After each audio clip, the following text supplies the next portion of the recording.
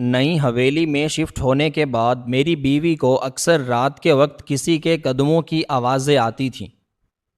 میں نے اس کا وہم دور کرنے کے لیے ڈرائنگ روم میں خفیہ کیمرے لگا دیے۔ اگلی صبح جب میں نے رات کی ریکارڈنگ چیک کی تو میرے پیروں تلے زمین نکل گئی۔ رات ٹھیک 3 بجے حویلی کا مین دروازہ کھلا اور ایک نقاب پوش اندر داخل ہوا۔ اس نے سیدھا کیمرے کی طرف دیکھا اور اپنا نقاب ہٹا دیا۔ اس کا چہرہ دیکھتے ہی میری چیخ نکل گئی، کیونکہ جب سے ہم اس نئی حویلی میں شفٹ ہوئے تھے ہماری زندگی کا پورا نظام اور روزمرہ کا معمول ہی مکمل طور پر بدل کر رہ گیا تھا۔ یہ حویلی شہر کے گنجان آباد اور شور و غل والے علاقوں سے کافی دور ایک قدرے سنسان اور خاموش علاقے میں واقع تھی، جسے ہم نے بہت ہی مناسب قیمت پر خریدا تھا، اور اس وقت ہمیں لگا تھا کہ شاید ہماری برسوں کی محنت رنگ لائی ہے اور ہماری خوش قسمتی جاگ اٹھی ہے کہ اتنی بڑی شاندار اور کشادہ عمارت ہمیں اتنی آسانی سے اور ہمارے بجٹ کے اندر مل گئی ہے۔ اس حویلی کی تعمیر بہت پرانی اور روایتی طرز کی تھی، لیکن اس کی مضبوطی اور اس کی خوبصورتی آج بھی دیکھنے والوں کو حیران کر دیتی تھی۔ اس کے اونچے اونچے دروازے، موٹی اور چوڑی دیواریں جن پر پرانے زمانے کے نقش و نگار بنے ہوئے تھے، اور لکڑی کے بڑے بڑے ستون کسی گزرے ہوئے وقت کی داستان سناتے تھے۔ جب ہم نے یہاں اپنا سامان شفٹ کیا تو شروع کے چند دن اور ہفتے بہت ہی پرسکون اور خوشگوار گزرے۔ ہم دونوں میاں بیوی بہت خوش تھے اور اپنے نئے گھر کو سجانے میں مگن رہتے تھے۔ ہمیں اس بات کی تسلی تھی کہ اب ہمیں زندگی بھر کسی تنگ اور چھوٹے کرائے کے گھر میں نہیں رہنا پڑے گا، لیکن یہ خوشی اور یہ ذہنی سکون زیادہ دن تک قائم نہ رہ سکا،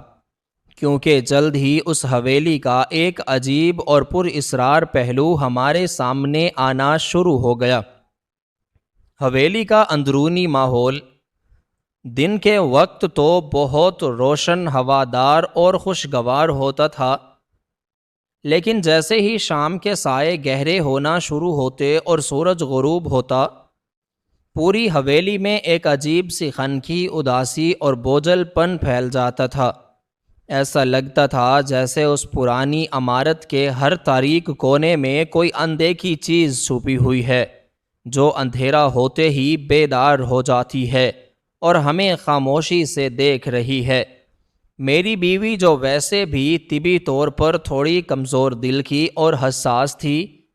اس نے سب سے پہلے اس پر اسرار اور خوفناک تبدیلی کو محسوس کیا۔ اس نے مجھے رات کے وقت بتانا شروع کیا کہ جب رات کے پچھلے پہر پوری حویلی میں گہرا سناٹا چھا جاتا ہے اور باہر سڑک پر بھی کوئی ٹریفک یا انسانی چہل پہل نہیں ہوتی، تو اسے کسی کے چلنے کی واضح آوازیں آتی ہیں۔ وہ قدموں کی آوازیں کوئی عام آوازیں نہیں تھیں، بلکہ ایسا لگتا تھا جیسے کوئی بہت بھاری اور مضبوط جوتوں کے ساتھ حویلی کے لمبے اور تاریک دالانوں میں مسلسل ایک سرے سے دوسرے سرے تک چکر لگا رہا ہو۔ پہلے تو میں نے اس کی باتوں کو محض ایک وہم اور تھکاوٹ کا نتیجہ قرار دے کر ٹالنے کی کوشش کی۔ میں اسے پیار سے سمجھاتا کہ پرانی عمارتوں میں لکڑی کے بڑے بڑے دروازے اور پرانے طرز کے فرش اکثر موسم کی تبدیلی، رات کے وقت ہوا کے دباؤ یا درجہ حرارت کے کم ہونے کی وجہ سے سکڑتے اور پھیلتے ہیں، جس کی وجہ سے لکڑی کے چٹخنے کی عجیب و غریب آوازیں پیدا ہوتی ہیں، اور یہ سب صرف اس کے دماغ کا فطور ہے اور کچھ بھی نہ۔ لیکن میری ان منطقی دلیلوں اور تسلیوں کا اس پر کوئی خاص اثر نہیں ہوتا تھا۔ اس کی ذہنی پریشانی اور خوف دن بدن بڑھتا ہی جا رہا تھا۔ وہ راتوں کو اچانک جاگنے لگی تھی اور اس کے چہرے پر ایک مستقل خوف اور پلاہٹ جم سی گئی تھی۔ رات کے 2 یا 3 بجتے ہی وہ مجھے گھبرا کر جگا دیتی اور خوف سے بری طرح کانپتے ہوئے میرے بازو کو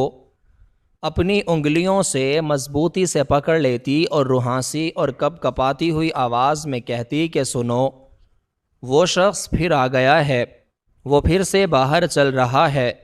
میں اندھیرے میں آنکھیں پھاڑ پھاڑ کر اور اپنی سانسیں روک کر سننے کی کوشش کرتا تو شروع میں مجھے کچھ سنائی نہ دیتا تھا اور ہر طرف صرف موت جیسی خاموشی ہوتی تھی، لیکن پھر جب میں اپنی پوری توجہ اور ذہن باہر کی طرف مرکوز کرتا تو مجھے بھی ایک مدھم اور پر اسرار سی آہٹ سنائی دیتی، جیسے واقعی کوئی حویلی کے نچلے حصے میں، خاص طور پر ہمارے بڑے ڈرائنگ روم کے آس پاس چل رہا ہو۔ وہ قدموں کی چاپ اتنی واضح اور تربیت وار تھی کہ صاف محسوس ہوتا تھا کہ کوئی شخص چلتے چلتے اچانک کسی چیز کے پاس رکتا ہے، کچھ دیر وہاں کھڑا رہتا ہے اور پھر دوبارہ اسی رفتار سے چلنا شروع کر دیتا ہے۔ لیکن میں اپنی بیوی کو مزید خوف زدہ اور پریشان نہیں کرنا چاہتا تھا، اس لیے میں ہمیشہ اپنے دل کے اندر چھپے ہوئے خوف کو دباتے ہوئے بظاہر بہت پرسکون انداز میں یہی کہتا کہ باہر شاید کوئی بلی یا آوارہ کتا دیوار پھاند کر آ گیا ہوگا، یا پھر رات کی تیز ہوا کے جھونکوں سے پرانی کھڑکیاں بج رہی ہوں گی اور صحن میں لگے ہوئے پرانے درختوں کی شاخیں دیواروں سے ٹکرا رہی ہوں گی۔ مگر میرے دل کے کسی تاریک اور گہرے کونے میں بھی اب ایک انجانا سا خوف سر اٹھانے لگا تھا،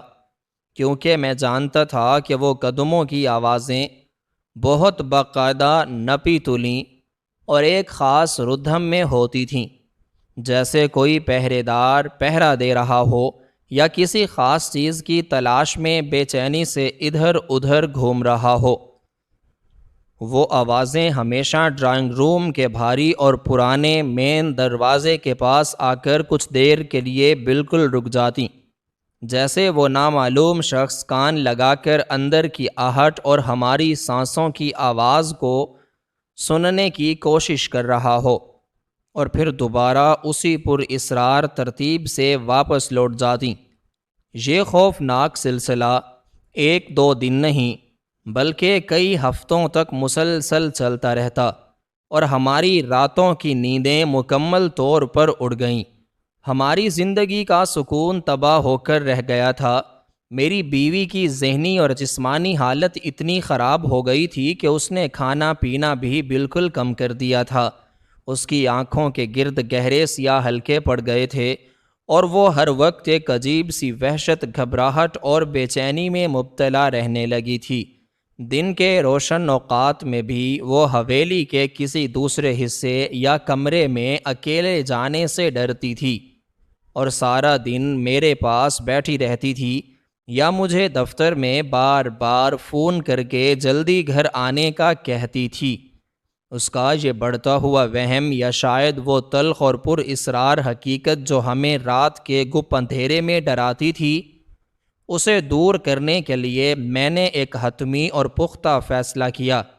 میں نے گہرائی سے سوچا کہ جب تک میں اسے کوئی ٹھوس اور آنکھوں دیکھا ثبوت نہیں دکھاؤں گا، وہ کبھی میری کسی بات پر یقین نہیں کرے گی اور اسی طرح خوف کے سائے میں گھل گھل کر کسی سنگین نفسیاتی بیماری کا شکار ہو جائے گی۔ میں جانتا تھا کہ صرف زبانی باتوں، تسلیوں اور جھوٹی کہانیوں سے اب اس کا خوف اور وہم دور نہیں کیا جا سکتا، اس لیے میں نے فیصلہ کیا کہ میں اس پرانی حویلی کے ڈرائنگ روم اور تاریک راہداریوں کے راز کو بے نقاب کرنے کے لیے جدید ٹیکنالوجی کا استعمال کروں گا۔ میں نے ایک دن دفتر سے چھٹی لی اور بازار جا کر شہر کی سب سے بڑی اور مشہور الیکٹرانکس کی دکان سے انتہائی جدید ترین اور مہنگے خفیہ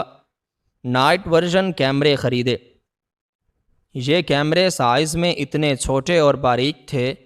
کہ انہیں آسانی سے کسی بھی چیز کے پیچھے چھپایا جا سکتا تھا اور ان کی سب سے بڑی خوبی یہ تھی کہ یہ گپ اندھیرے میں بھی انفراریڈار ٹیکنالوجی کی مدد سے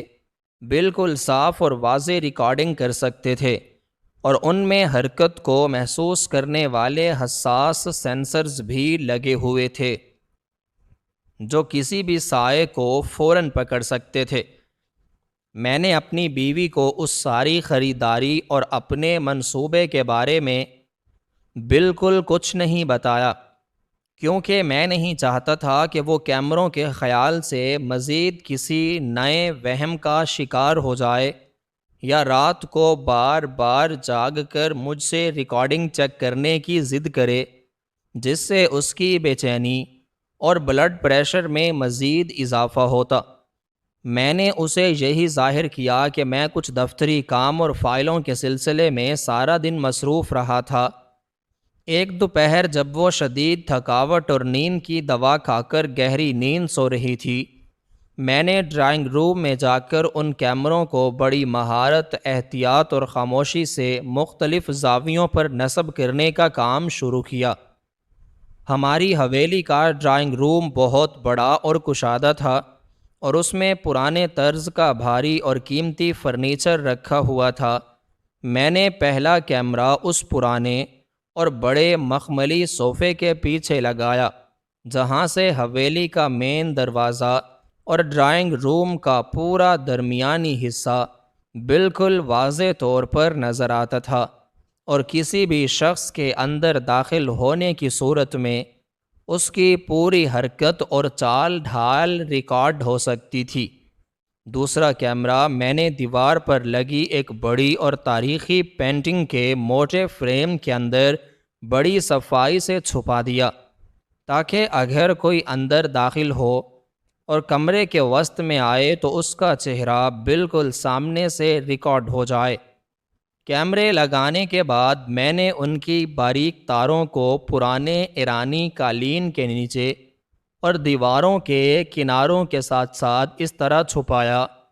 کہ کسی کو ان کی موجودگی کا ذرا برابر بھی شک نہ ہو سکے، اور پھر میں نے ان تمام کیمروں کو اپنے لیپ ٹاپ کے ساتھ وائرلیس نیٹ ورک کے ذریعے منسلک کر دیا،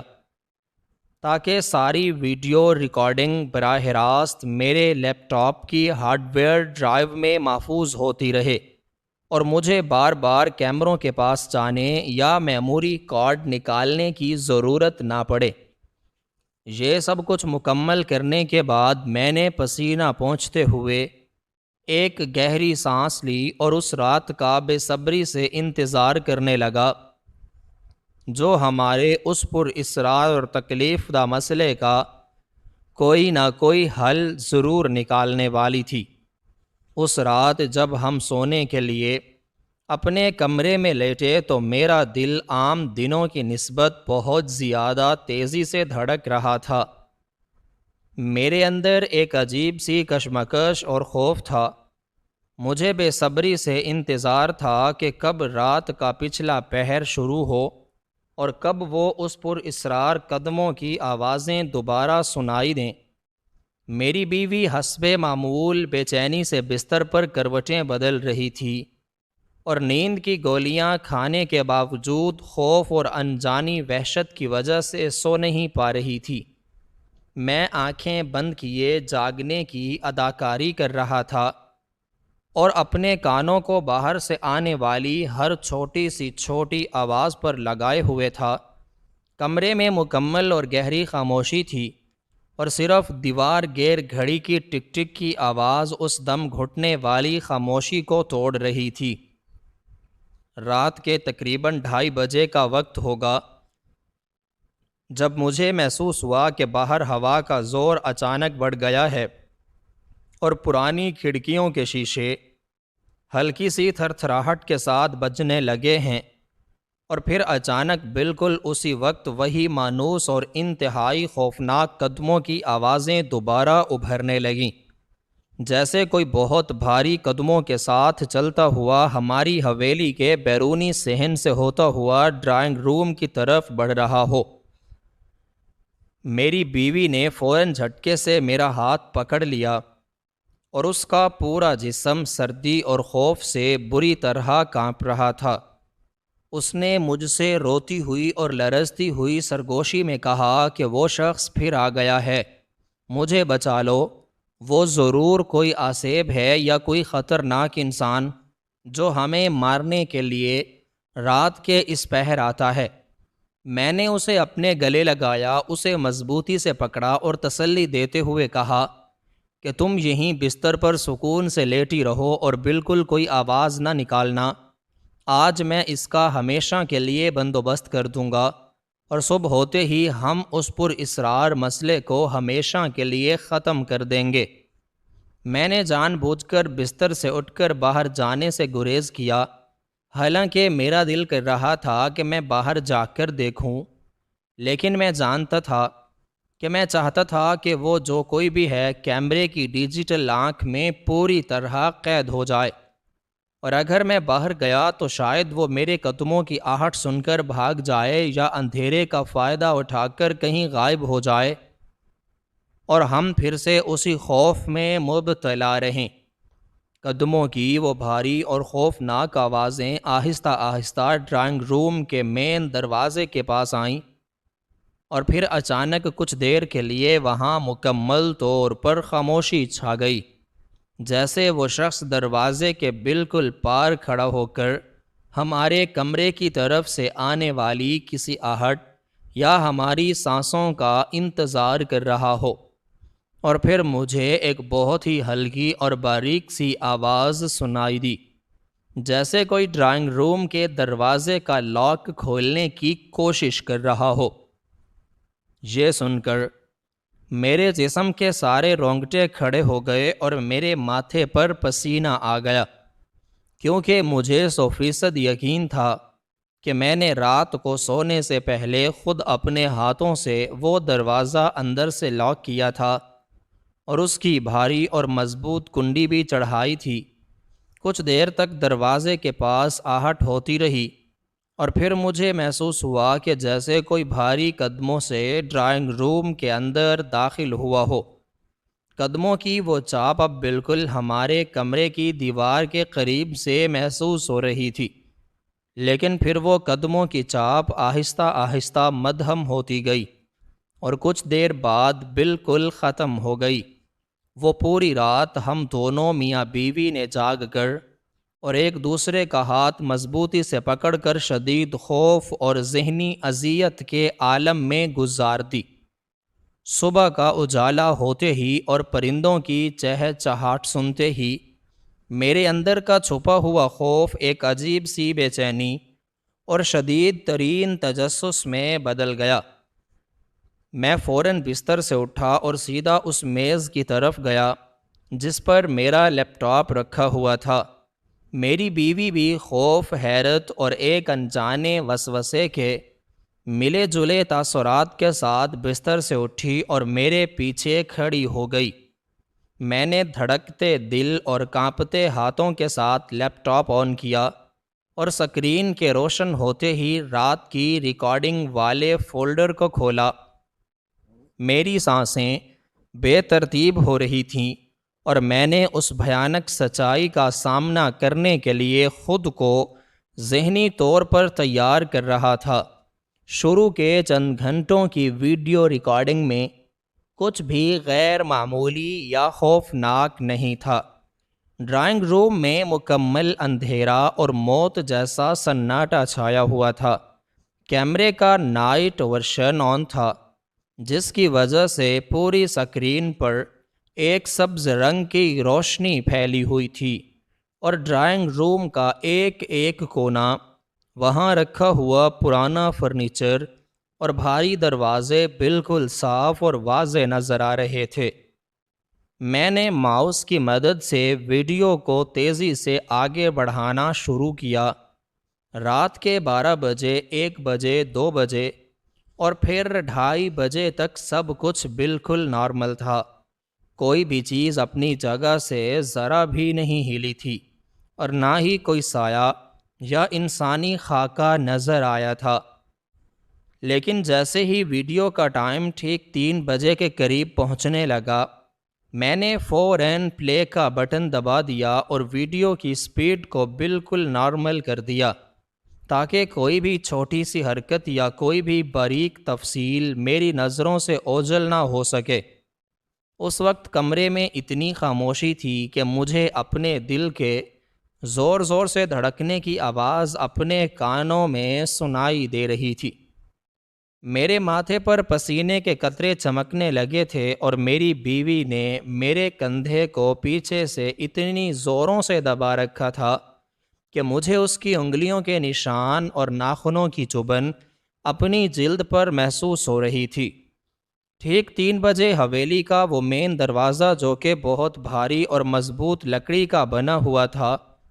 اور جسے عام طور پر کھولنے کے لیے خاصی جسمانی طاقت درکار ہوتی تھی،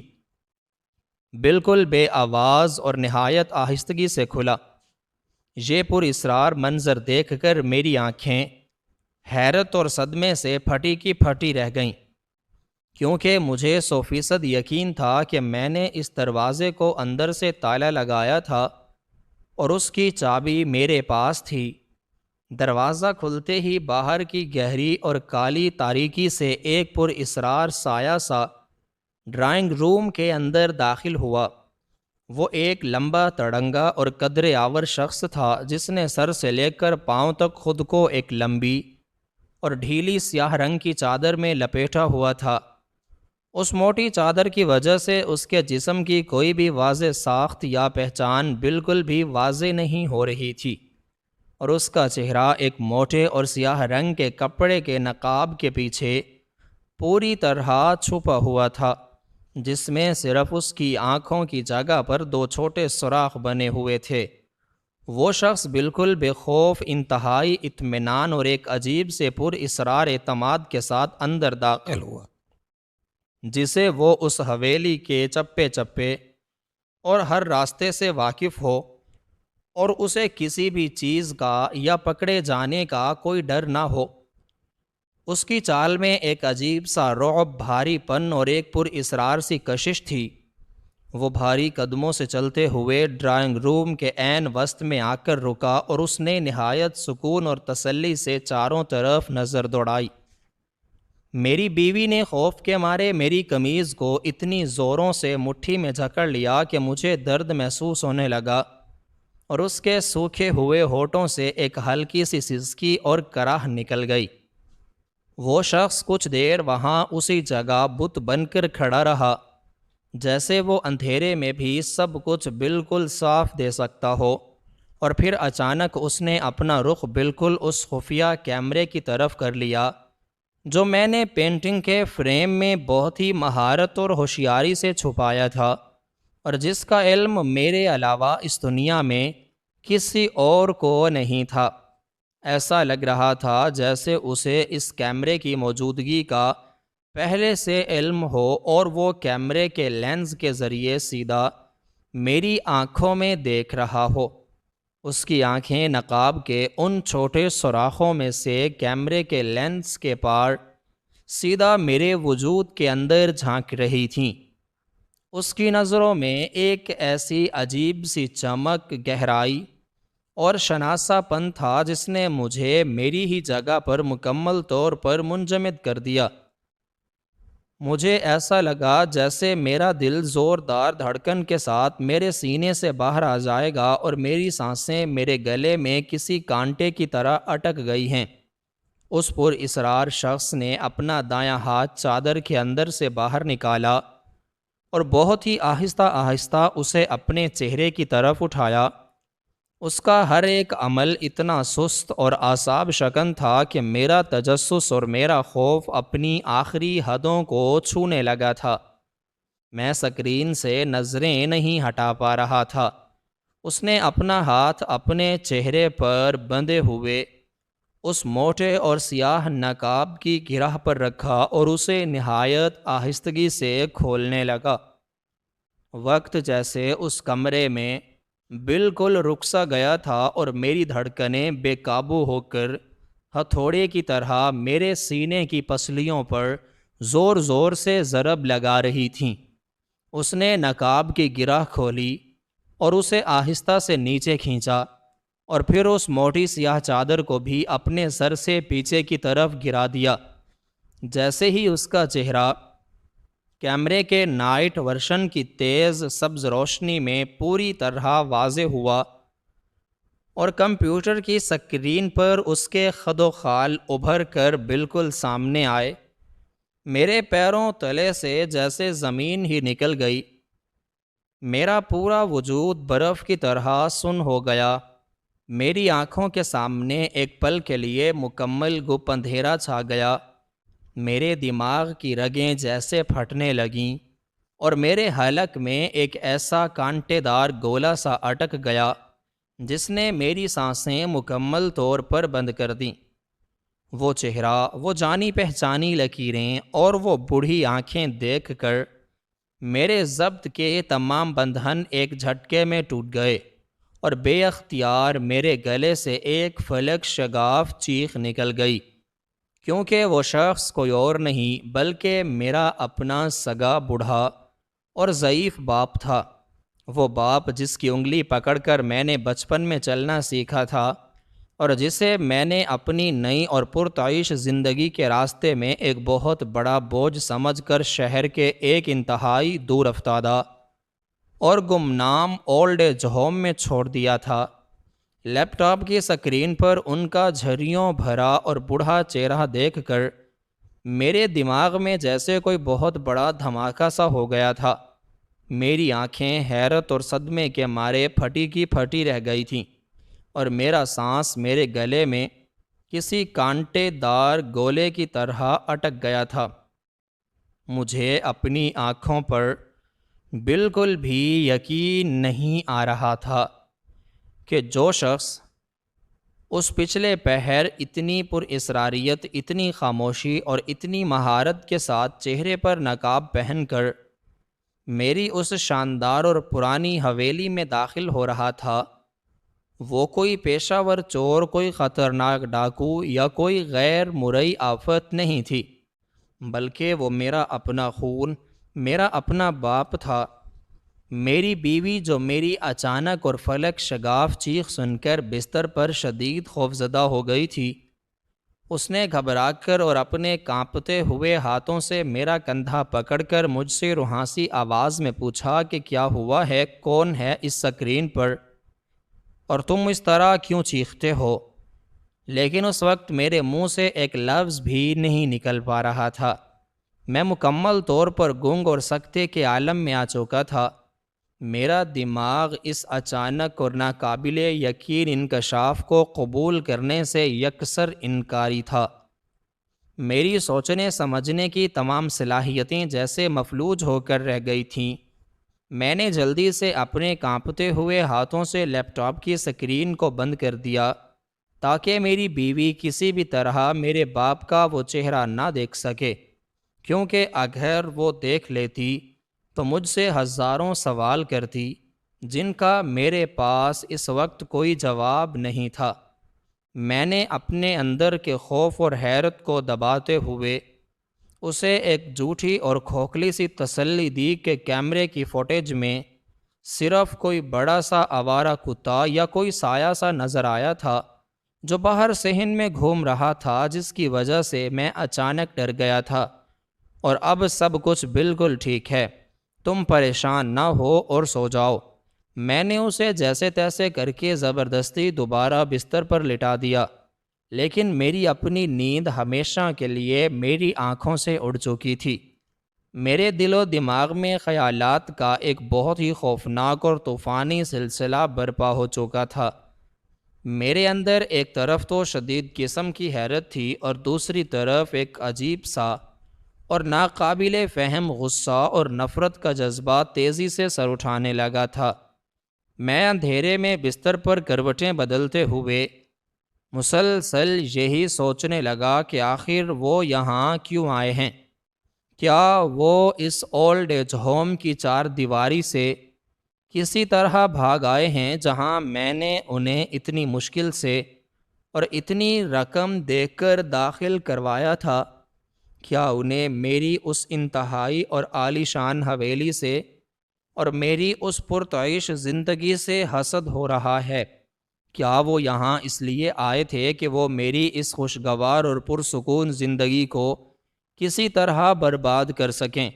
میرے ذہن میں طرح طرح کے وسوسے اور انتہائی برے خیالات جنم لینے لگے۔ مجھے لگنے لگا کہ شاید وہ رات کے اس گپ اندھیرے میں میری حویلی سے کوئی قیمتی چیز چرانے، کوئی زیور غائب کرنے یا مجھے کوئی بہت بڑا مالی نقصان پہنچانے کے ارادے سے آئے تھے، کیونکہ مجھے اچھی طرح یاد تھا کہ جب میں نے انہیں اولڈ ایج ہوم میں چھوڑا تھا تو میں نے انہیں بے یار و مددگار ان کے حال پر چھوڑ دیا تھا اور ان کی کوئی مالی مدد نہ کی تھی اور نہ ہی مڑ کر کبھی ان کی خبر گیری کی تھی۔ میرا خون اس خیال سے ہی غصے سے کھولنے لگا کہ میں نے اپنی دن رات کی محنت اور مشقت سے یہ نیا اور شاندار گھر خریدا ہے، اور یہ بوڑھا شخص جسے میں اپنی زندگی سے مکمل طور پر نکال چکا تھا، اب یہاں بھی میرا پیچھا نہیں چھوڑ رہا، میری اور میری بیوی کی راتوں کی نیندیں حرام کر رہا ہے۔ اگلا پورا دن میرے لیے کسی قیامت یا کسی شدید ذہنی اذیت سے کم نہیں تھا۔ میں صبح تیار ہو کر دفتر تو چلا گیا، لیکن میرا دماغ میرے کام میں بالکل بھی نہیں لگ رہا تھا۔ میری میز پر فائلوں کا ڈھیر لگا ہوا تھا، لیکن میری آنکھوں کے سامنے بار بار صرف اور صرف کیمرے کی وہ فوٹیج اور میرے باپ کا وہ نقاب کے پیچھے چھپا ہوا بوڑھا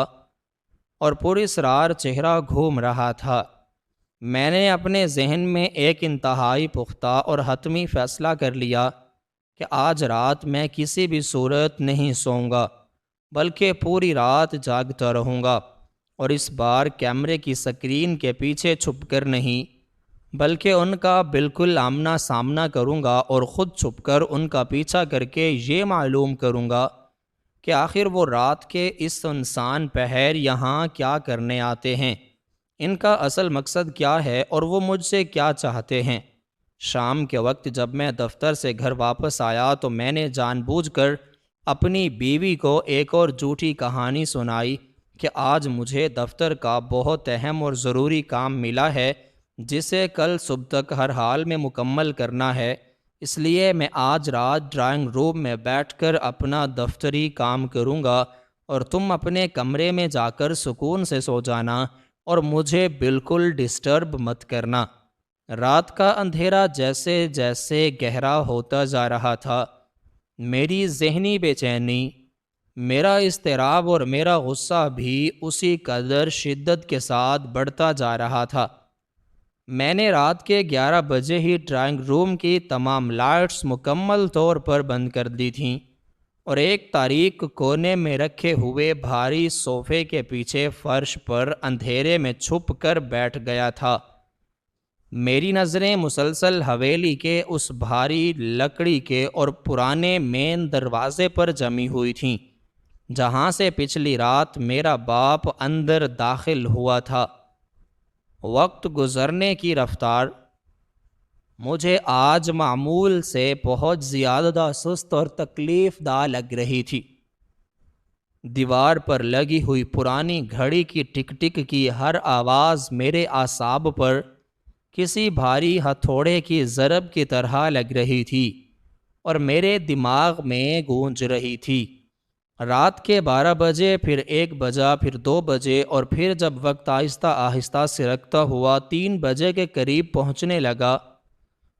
تو میرے دل کی دھڑکنیں خود بخود تیز ہونے لگیں، میرے کان کھڑے ہو گئے اور میرے جسم کے سارے رونگٹے کھڑے ہو گئے، اور پھر بالکل اسی وقت جیسے پچھلی کئی راتوں سے باقاعدگی کے ساتھ ہوتا ہوا تھا،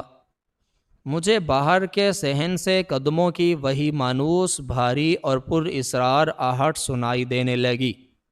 میرا پورا وجود چوکنا ہو گیا اور میں نے اپنی سانسوں کو اپنے سینے میں سختی سے روک لیا۔ دروازہ بالکل اسی طرح جس طرح کیمرے کی فوٹیج میں نظر آیا تھا، بغیر کوئی بھی آواز پیدا کیے نہایت آہستگی سے کھلا، اور وہی لمبا چوڑا نقاب پوش اسی طرح ایک لمبی اور موٹی سیاہ چادر میں مکمل طور پر لپٹا ہوا ڈرائنگ روم کے اندر داخل ہوا۔ آج وہ کسی کمپیوٹر کی سکرین پر نہیں بلکہ بالکل میرے سامنے حقیقت میں زندہ سلامت موجود تھا۔ میرے دل میں غصے کا ایک تیز اور جلتا ہوا لاوا سا پک رہا تھا۔ میرا دل چاہ رہا تھا کہ میں ابھی اسی وقت اپنی جگہ سے اٹھوں، اس بوڑھے شخص کا گریبان اپنے ہاتھوں سے مضبوطی سے پکڑ لوں اور اس پر چیخ چیخ کر اس سے پوچھوں کہ وہ میری زندگی میں زہر گھولنے کے لیے اور میرا سکون تباہ کرنے کے لیے رات کے اس وقت یہاں چوروں کی طرح کیوں آتا ہے۔ لیکن میں نے اپنے اس شدید غصے پر بڑی مشکل سے قابو پایا، اپنے دانتوں کو آپس میں پیسا اور اپنی جگہ پر بالکل ساکت اور بے حس و حرکت بیٹھا رہا۔ وہ شخص تھوڑی دیر تک ڈرائنگ روم کے عین وسط میں خاموشی سے کھڑا رہا۔ اس نے چاروں طرف اپنی نظریں دوڑائیں، اندھیرے میں کچھ تلاش کرنے کی کوشش کی، اور پھر اس کے سینے سے ایک عجیب سی درد بھری اور گہری آہ نکلی، جس کی آواز نے ایک پل کے لیے میرے دل میں بھی ایک ہلکی سی کھسک پیدا کر دی۔ وہ واپس مڑا اور جس طرح انتہائی خاموشی اور رازداری کے ساتھ وہ اندر آیا تھا، بالکل اسی طرح خاموشی سے باہر نکل گیا۔ جیسے ہی ڈرائنگ روم کا بھاری دروازہ اس کے پیچھے بند ہوا، میں نے جلدی سے اپنے نرم تلے والے جوتے پہنے اور بغیر کوئی بھی آہٹ یا آواز پیدا کیے دبے قدموں ان کے پیچھے حویلی سے باہر نکل آیا۔ باہر سڑک پر مکمل اور گہری خاموشی اور موت جیسا سناٹا چھایا ہوا تھا، اور سٹریٹ لائٹس کی زرد اور مدھم پڑتی ہوئی روشنی میں ان کا سایہ بہت لمبا اور کچھ حد تک خوفناک لگ رہا تھا۔ میں نے بڑی احتیاط کے ساتھ ان سے ایک محفوظ اور مناسب فاصلہ برقرار رکھا تاکہ انہیں کسی بھی طرح میری موجودگی کا یا ان کا پیچھا کیے جانے کا ذرا برابر بھی احساس نہ ہو سکے۔ وہ معمول سے ہٹ کر بہت تیز تیز اور لمبے قدموں سے چل رہے تھے، جیسے انہیں کسی خاص جگہ پر پہنچنے کی بہت زیادہ جلدی ہو اور وہ وقت سے پہلے وہاں پہنچنا چاہتے ہوں۔ میں ان کے پیچھے پیچھے ایک سائے کی طرح چلتا رہا۔ وہ چلتے چلتے ہمارے اس پوش پرسکون اور صاف ستھرے علاقے سے نکل کر شہر کے ان بہت ہی پرانے خستہ حال اور غریب علاقوں کی طرف بڑھنے لگے، جہاں عام طور پر مزدور طبقہ، غریب دہاڑی دار اور فیکٹریوں میں کام کرنے والے لوگ رہتے ہیں۔ جیسے جیسے ہم آگے بڑھ رہے تھے، گلیاں مزید تنگ، تاریک اور اندھیری ہوتی جا رہی تھیں، اور چاروں طرف ایک عجیب سی بدبو، کچرے کے ڈھیروں کی تعفن اور گندگی پھیلی ہوئی تھی۔ راستے میں کئی بار گلیوں کے آوارہ کتوں نے ان کے پیچھے بھاگنے اور ان پر بھونکنے کی کوشش کی، لیکن وہ بغیر کسی خوف یا گھبراہٹ کے مسلسل اپنے راستے پر تیز رفتاری سے چلتے رہے۔ میں اپنے دل میں سخت حیران اور پریشان تھا کہ میرے اس ضعیف، بیمار اور کمزور باپ کے جسم میں اتنی رات گئے اتنا لمبا اور تھکا دینے والا سفر پیدل طے کرنے کی طاقت اور توانائی آخر کہاں سے آ گئی ہے۔ ہم مسلسل چلتے چلتے شہر کے اس دور دراز صنعتی علاقے میں پہنچ گئے، جہاں بہت پرانی اور بڑی بڑی خستہ حال فیکٹریاں اور کارخانے موجود تھے، جن کی اونچی اونچی چمنیوں سے نکلنے والا کالا اور زہریلا دھواں رات کے گپ اندھیرے میں بھی صاف محسوس ہو رہا تھا، اور وہاں کی فضا اور ہوا میں ایک عجیب سی دم گھٹنے والی گھٹن اور خطرناک کیمیکلز کی بو رچی ہوئی تھی، جو ناک کے نتنوں کو جلا رہی تھی۔ اتنی لمبی مسافت طے کرنے کے بعد میرے اپنے قدموں کی رفتار ان کے پیچھے چلتے چلتے سست پڑنے لگی تھی، کیونکہ میرا جوان جسم بھی اس مسلسل چلنے کی وجہ سے تھکاوٹ سے چور ہو رہا تھا۔ لیکن میرے اندر موجود تجسس کا طوفان مجھے رکنے نہیں دے رہا تھا اور مسلسل آگے بڑھنے پر مجبور کر رہا تھا۔ آخر کار وہ ایک بہت بڑی اور کئی دہائیوں پرانی فیکٹری کے ایک بڑے اور زنگ آلود لوہے کے دروازے کے پاس جا کر رکے۔ اس فیکٹری کی بیرونی خستہ حالت، ٹوٹی ہوئی دیواروں اور پرانی عمارت کو دیکھ کر بآسانی اندازہ ہوتا تھا کہ یہ فیکٹری بہت پرانی ہے اور یہاں دن رات انتہائی سخت اور خطرناک قسم کی جسمانی مشقت کا کام ہوتا ہے۔ فیکٹری کے اندر سے بہت بھاری اور بڑی مشینوں کے چلنے، لوہے کے بڑے بڑے ٹکڑوں کے آپس میں ٹکرانے اور مزدوروں کی آوازوں کا ایک خوفناک شور آ رہا تھا، جن کی وجہ سے فیکٹری کے باہر کی زمین اور سڑک میں بھی ایک ہلکی سی تھر تھراہٹ اور لرزش محسوس ہو رہی تھی۔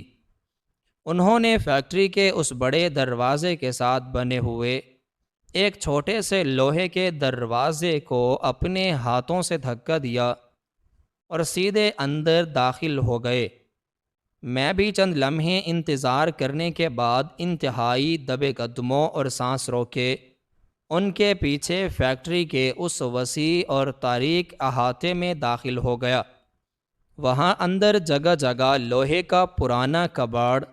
خام مال، ریت کے ڈھیر اور پرانی مشینوں کے زنگ آلود پرزے بکھرے پڑے تھے۔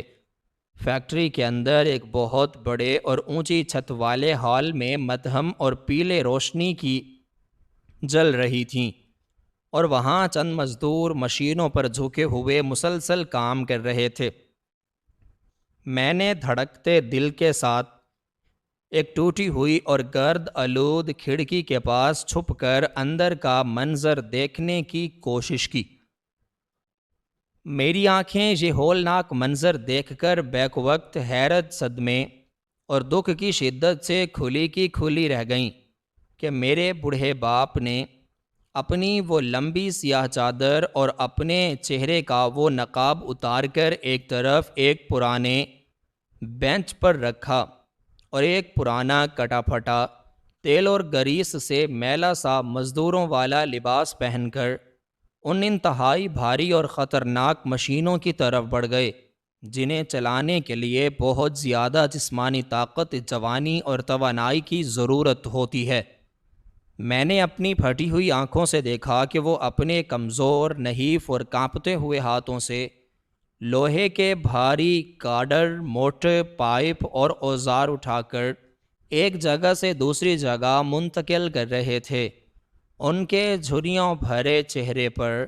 پسینے کے موٹے موٹے قطرے مشینوں کی شدید گرمی، بھاپ اور آگ کی تپش سے موتیوں کی طرح چمک رہے تھے اور ان کی کمر بھاری بوجھ اٹھانے کی وجہ سے کمان کی طرح بالکل جھک گئی تھی۔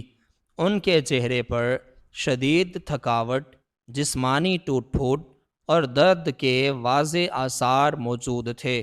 لیکن وہ بغیر ایک پل کے لیے رکے مسلسل اور لگاتار کام کیے جا رہے تھے۔ ان کے ہاتھوں اور بازوؤں پر گہرے کٹ، جلنے کے نشانات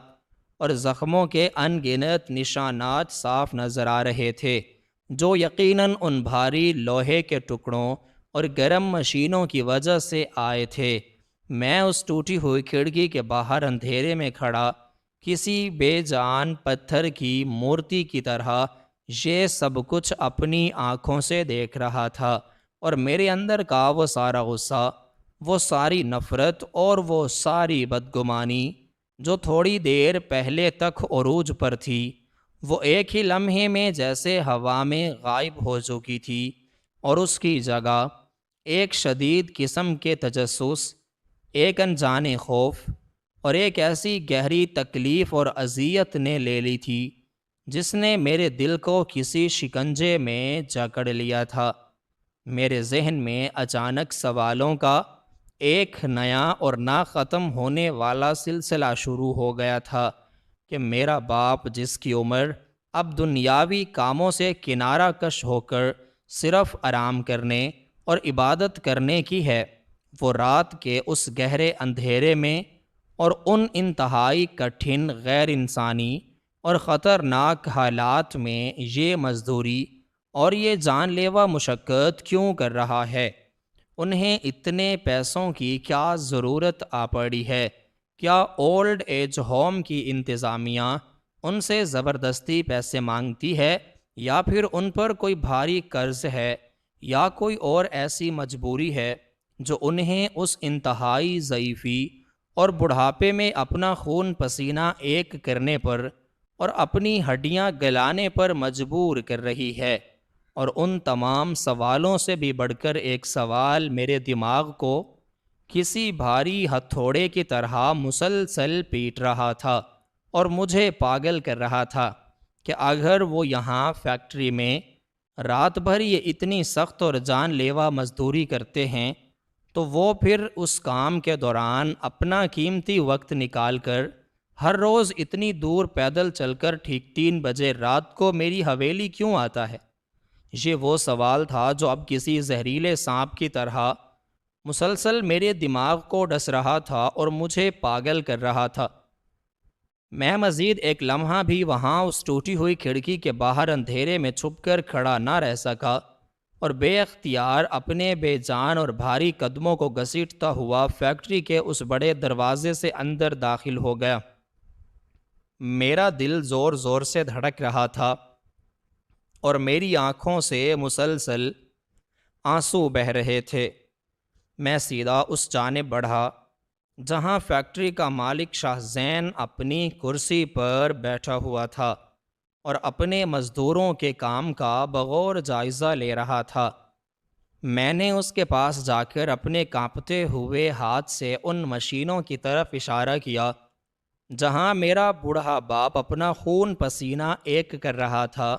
اور میں نے شاہ زین سے اپنی بھرائی ہوئی اور کپ کپاتی آواز میں پوچھا کہ آخر یہ ضعیف شخص جس کی ہڈیاں تک اب کمزور ہو چکی ہیں، اس عمر میں یہاں اتنی سخت اور جان لیوا مشقت کیوں کر رہا ہے، اور تم اسے اتنی اذیت کیوں دے رہے ہو؟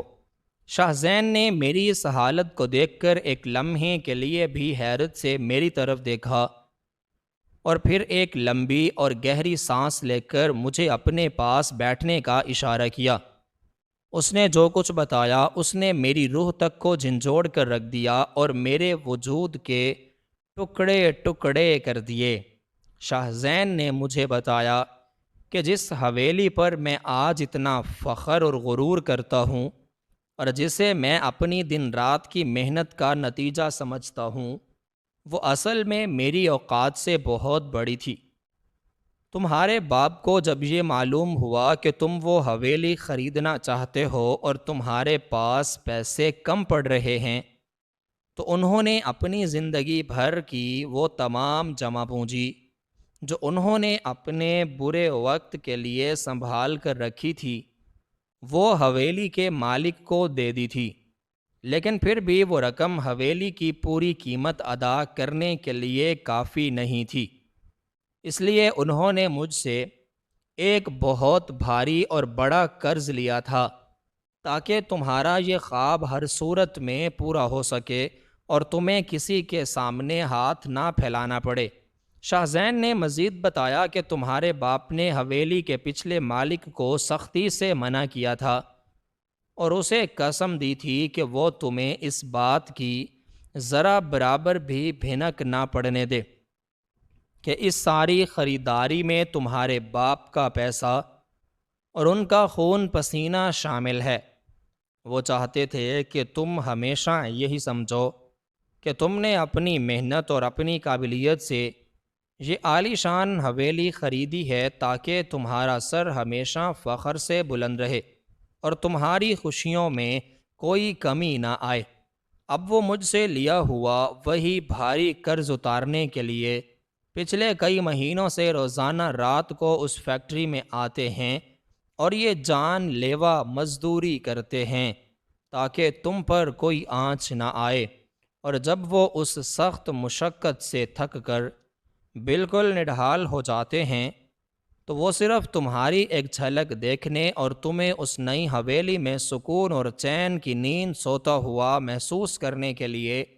رات کے اس پچھلے پہر وہاں جاتے ہیں، تاکہ ان کی دن بھر کی تھکاوٹ دور ہو سکے اور ان کے بے چین دل کو قرار مل سکے۔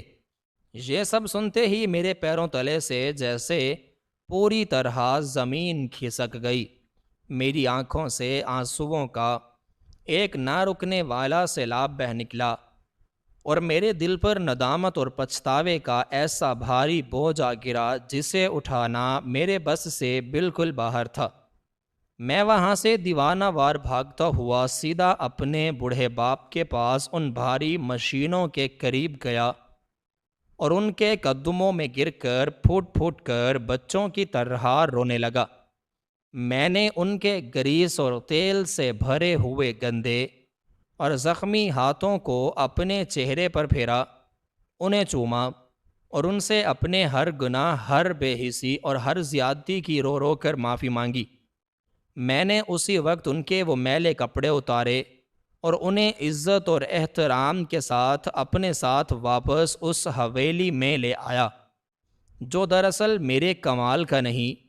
بلکہ ان کی اس عظیم اور خاموش قربانی کا نتیجہ تھی۔